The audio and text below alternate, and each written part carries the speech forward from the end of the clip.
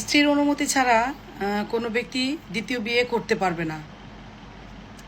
1961 সালে মুসলিম পারিবারিক আইনের 6 ধারায় এই বহুবিবাহ সম্পর্কে বলা হয়েছে যে ছয় ধারায় বলা হয়েছে যে কোনো ব্যক্তি সালিসি বোর্ডের অনুমতি ছাড়া দ্বিতীয় বিয়ে করতে পারবে না। এবং যদি সে সালিসি বোর্ডের অনুমতি ছাড়া দ্বিতীয় বিয়ে করে, সেই ক্ষেত্রে তার বিয়েটা রেজিস্ট্রেশন আইন অনুসারে রেজিস্ট্রি করতে পারবে না। এখন কথা হলো সালিসি বোর্ডটা কি? সালিসি বোর্ডটা হচ্ছে আপনি যে এলাকায় থাকেন সেই এলাকা যদি ইউনিয়ন পরিষদের আন্ডারে হয় সেই এলাকার চেয়ারম্যান, এবং আপনি যদি পৌরসভার এলাকায় থাকেন সেই এলাকার মেয়র। এই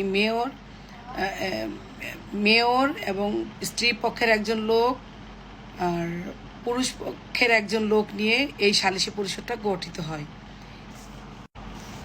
এই সালিসি বৈঠকে উল্লেখ করতে হবে যে আপনার প্রথম স্ত্রীর বিয়ে অনুমতি আছে কিনা এবং কি কারণে আপনি দ্বিতীয় বিবাহ করতে চান সেই বিষয়টা উপস্থাপন করতে হবে। এখন সালিসি বোর্ড আপনার এই সব কথা পর্যবেক্ষণ করবেন, পর্যালোচনা করে অনুমতি দিবেন। যদি অনুমতি দেয় তাহলে আপনি বিয়ে করতে পারবেন, আর যদি অনুমতি না দেয় সেক্ষেত্রে আপনি বিয়ে করতে পারবেন না।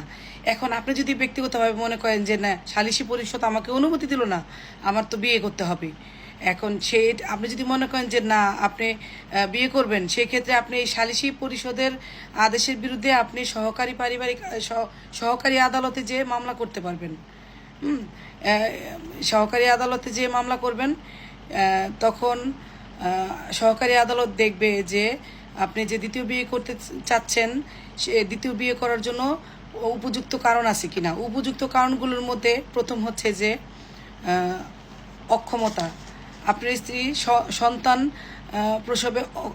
সন্তান প্রসবে অক্ষমতা আছে কিনা, তারপরে সে শারীরিকভাবে অসুস্থ কিনা, মানসিক প্রতিবন্ধী কিনা, বিভিন্ন কারণগুলো সে পর্যবেক্ষণ করে যখন দেখবে যে না আপনি দ্বিতীয় বিয়ে করার যথেষ্ট কারণ আছে, সে আপনাকে অনুমতি দিবে।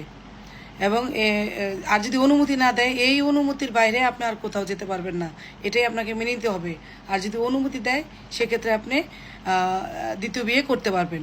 তবে দ্বিতীয় বিয়ে করার আগে অবশ্যই প্রথম স্ত্রীর সম্পূর্ণ কাবিননামার টাকা পরিশোধ করতে হবে এবং তার ভরণ পোষণ করতে হবে। তার যে সন্তান থাকবে সেই সন্তানের দায়িত্ব আপনাকে নিতে হবে। এবং দ্বিতীয় বিয়ে করার ফলে প্রথম স্ত্রী যদি আপনার সাথে না থাকতে চায়, সেক্ষেত্রে সে যদি আলাদা থাকতে চায় তাহলে তাকে আলাদা রাখতে হবে এবং তাকে ভরণ পোষণ, তার বাচ্চার খরচ সমস্ত কিছু তাকে দিতে হবে। এই সমস্ত দায় দায়িত্ব পালন করে যদি আপনি দ্বিতীয় বিয়ে করেন, সেক্ষেত্রে আপনার কোনো সমস্যা হবে না। আর যদি না করেন, সেক্ষেত্রে স্ত্রী যদি আপনার বিরুদ্ধে মামলা করে, আপনার ওই মামলায় 1961 সালের 6 ধারা অনুসারে আপনার শাস্তি হচ্ছে 1 বছর 10,000 টাকা জরিমানা। একটা স্ত্রী যতই অক্ষম হোক না কেন, সে কিন্তু দ্বিতীয় বিয়ের পারমিশন দেয় না। তারপরেও অনেকে দ্বিতীয় বিয়ে করে ফেলে। এখন যদি দ্বিতীয় বিয়ে করে ফেলে, সেজন্য তো কত ঝামেলাও তাকে পোহাতে হয়। দ্বিতীয় বিয়ে করে ফেললে সেই বিয়েটা কিন্তু বৈধ হয়ে যায় এবং যে তার সন্ততি তার বৈধ ওয়ারিশ হয়ে যায়। হ্যাঁ, এটা তো আমাদের বাংলাদেশি আইন। ইসলামিক আইনে কিন্তু একটা লোক 4টা বিয়ে করতে পারে। 4টা বিয়ে করতে পারলেই যে 4টা বিয়ে করবে তা না। সে 2টা বিয়ে করলে সেই বউকে তাকে সমানভাবে ভরণ পোষণ করতে হবে, কাউকে কোনো কমতি রাখতে হবে না। আমাদের মুসলিম আইন, আমি যেটা বললাম সেটা আমাদের বাংলাদেশের আইন।